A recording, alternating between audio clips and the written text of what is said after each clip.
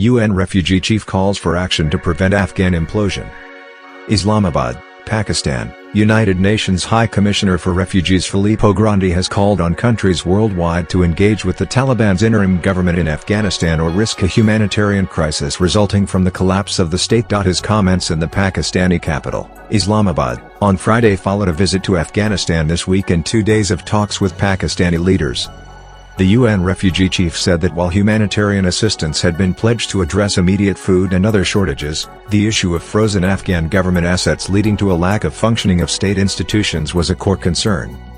It is important that the international community finds the necessary direction, the necessary ways to ensure the functioning of Afghanistan, he said. Because of the implosion in Afghanistan, the collapse of public services, for example like health or education, if the state ceases to function, then this will provoke a crisis that is much bigger than humanitarian.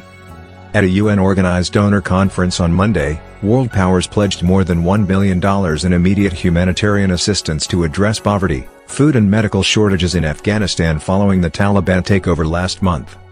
Roughly $10 billion in Afghan central bank assets remain frozen in foreign accounts, however, notably with the United States Federal Reserve.